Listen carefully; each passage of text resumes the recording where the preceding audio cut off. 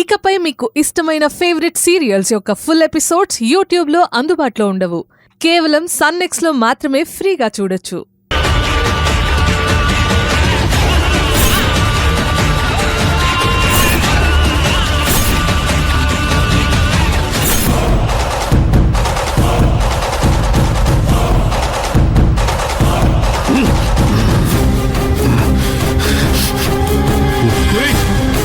లత్కోర్ నా కొడకల్లారా,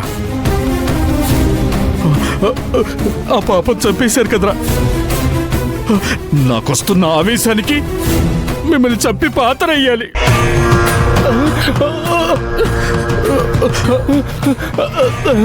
వాడు చిన్నపిల్లోడమ్మా, వాడేమో తెలియకుండా చేశాడు.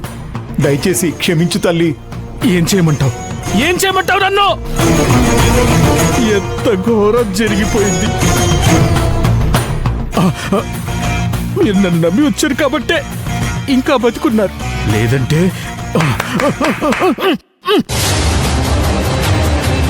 పాపంరా, ఆ పాపం చంపి పాతేశారు కదరా.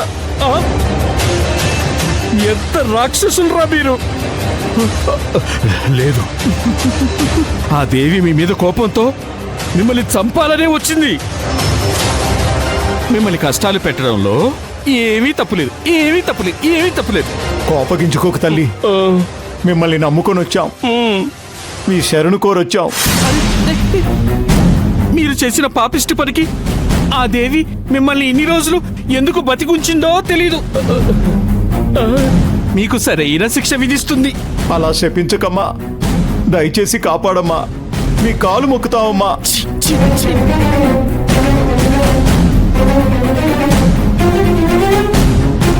నన్ను నమ్మి వచ్చారు కాబట్టి ప్రాణాలతో వదిలేస్తున్నా.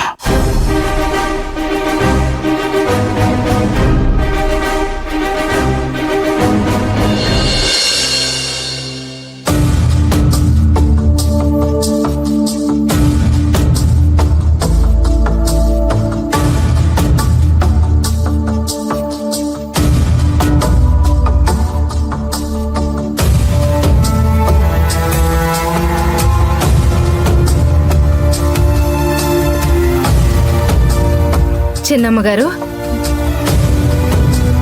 వంట అయ్యింది, భోజనం చేద్దురుగాని రండి. వద్దు, నాకు ఆకలిగా లేదు. పొద్దున టిఫిన్కి పిలిస్తే ఇలాగే అన్నారు. భోజనానికి పిలుస్తున్నా ఇలాగే అంటున్నారు. సరిగ్గా తినకపోతే గ్యాస్ట్రిక్ అవుతుంది కదమ్మా. ఇప్పుడంటే పర్వాలేదు, ఆ తర్వాత ఇలాగే అయితే కష్టం. మా పక్కింట్లో అమ్మాయి ఇలాగే. శాంతమ్మా, ఏంటి ఏదేదో మాట్లాడుతున్నావు? చాలు, ఆకలేస్తే నేనే వచ్చి తింటాను. నువ్వు చెప్పేవన్నీ నాకు తెలుసు. దయచేసి ఇక్కడి నుంచి వెళ్ళిపో. సరేనమ్మా, మీకు ఆకలేసినప్పుడు వచ్చి తినండి. పాపా, దా, నీకు అన్నం తినిపిస్తాను. పాపా, రామ్మా, దా, నీకు అన్నం తినిపిస్తాను.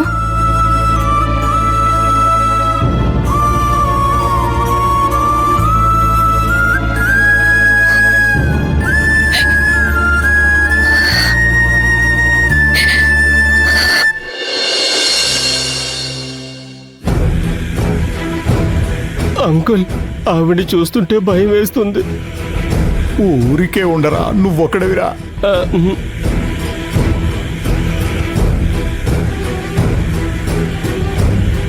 దీనికి ఒకటే పరిహారం. అమ్మా, మీరు పాతిపెట్టిన పాప శవానికి దహన సంస్కారాలు చేయాలి. ఆ శరీరంలో చేరిన దైవశక్తి ఆ శరీరం నుంచి దూరంగా వెళ్ళిపోతుంది. ఇంతకీ ఆ దేవస్థానం ఎక్కడుంది? దేవీపురం అమ్మా.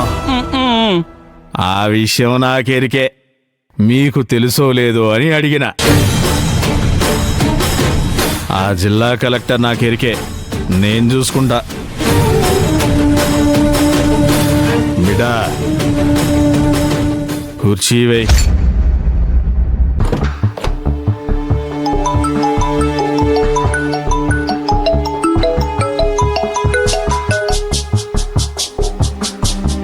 హలో, నేను అమ్మని మాట్లాడుతున్నా. చెప్పమ్మా. దేవీపురం అడవిలో ఒక భైరవీదేవి గుడి ఉంది కదా? అవునమ్మా. ఎవరో పెద్ద మనిషి ఆ ఊరి మంచి కోసం దేవాలయం కట్టించాడు. వాడంత గొప్పోడేం కాదులే, చిల్లరగాడు. వాడి స్వార్థం కోసం కట్టించుకున్నాడులే. ఓ అవునా? ఇప్పుడు నేనేం చేయాలమ్మా? నాకిప్పుడు ఆ విగ్రహం పెట్టిన స్థలంలో ఒక అవసరం వచ్చి పడింది. ఏంటో చెప్పండమ్మా. నువ్వు ఈ రోజే ఆ ఊరికి వెళ్ళి ఊరి జనంతో మాట్లాడి ఆ విగ్రహాన్ని అక్కడి నుంచి తీసి వేరే స్థలంలో ప్రతిష్టాపన చేయించాలే. అమ్మా, అది ఊరి వాళ్ళు ఒప్పుకోరమ్మా. ఆ దేవి మందిరం పెట్టాక ఆ ఊర్లో వర్షాలు స్టార్ట్ అయ్యాయి. నిజమే, కానీ తప్పదు. సరేనమ్మా, ఊరి వాళ్ళని పిలిపించి నేను మాట్లాడి చూస్తాను. ఆ ఊరోళ్ళకి ఏమని చెప్తావు? ఇప్పుడు మందిరం ఉన్న స్థలంలో ఒక స్కూల్ వస్తుంది. ఈ రోజు మధ్యాహ్నమే ఇన్స్పెక్షన్ పూర్తయి పనులు మొదలవుతాయని చెప్తాను. మందిరం కట్టుకోవడానికి స్థలం చూపిస్తామని చెప్తాను. ఆ ఖర్చు ప్రభుత్వమే భరిస్తుందని కూడా చెప్తాను. వాళ్ళని అన్ని విధాలుగా ఒప్పించేలా ప్రయత్నం చేస్తానమ్మా. ఆ పనులన్నిటికీ ఎంత ఖర్చు అవుతుందో వాటన్నిటినీ ఒకడి దగ్గర వసూలు చేయించిస్తానులే. సరేనమ్మా, నేను ఊరి వాళ్ళని ఇప్పుడే పిలిపించి మాట్లాడి ఒప్పిస్తాను. నువ్వు పని మొదలుపెట్టు. సరే.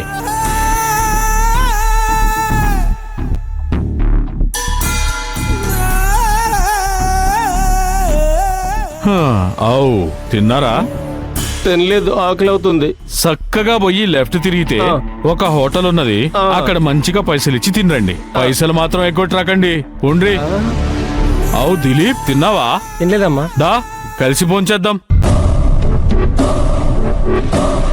ఏంది వాడిని పిలిచి మిమ్మల్ని పిలవలేదనా? వాడు మంచి మనిషి. దిలీప్ నువ్వురా.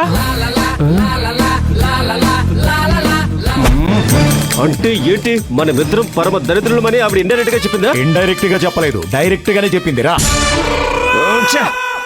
ఇప్పటికిప్పుడు మందిరం పడగొట్టి కొత్త మందిరం కట్టడానికి అదేమన్నా రేకుల షెడ్డా సార్?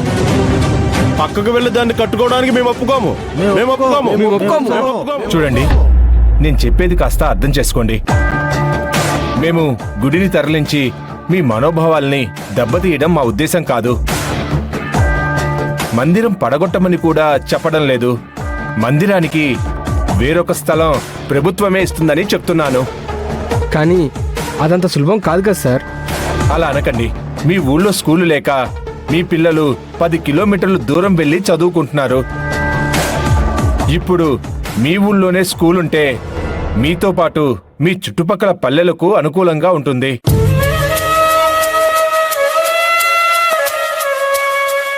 మీరే స్కూల్ కావాలని ఎన్ని అర్జీలు పెట్టుకున్నారు, ఎంత పోరాటం చేశారో గుర్తుకు తెచ్చుకోండి.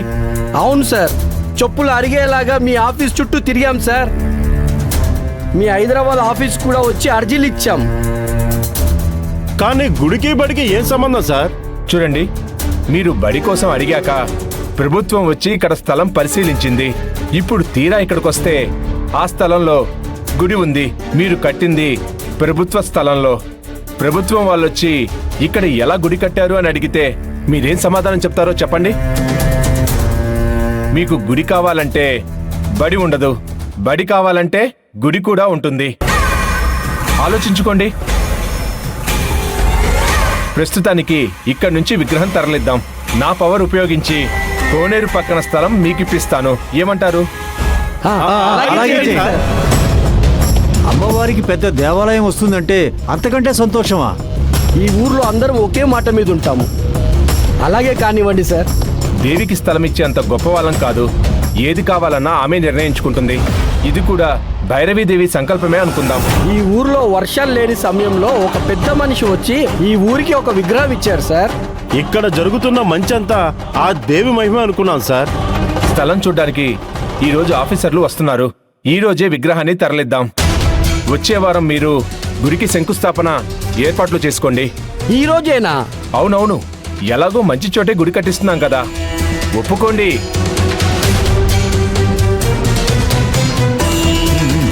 సరే సార్, మీరు చెప్పినట్టే కానివ్వండి. విగ్రహం తరలించడానికి నేనంతా ఏర్పాట్లు చేస్తాను.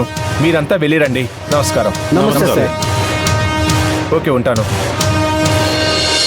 ఏం బిడ్డ, ఏదైనా పనిలో ఉన్నావా? ఏమ్మా, ఏమైనా పని ఉందా? ఓ పాలు ఇంటికి రా, చెబుతా. ఫోన్ ఇవ్వు.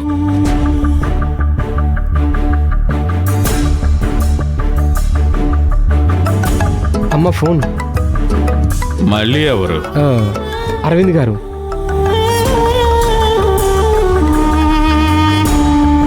చెప్పు బిడ్డ. నేను ఊరి జనంతో మాట్లాడానమ్మా, ఒప్పుకున్నారు.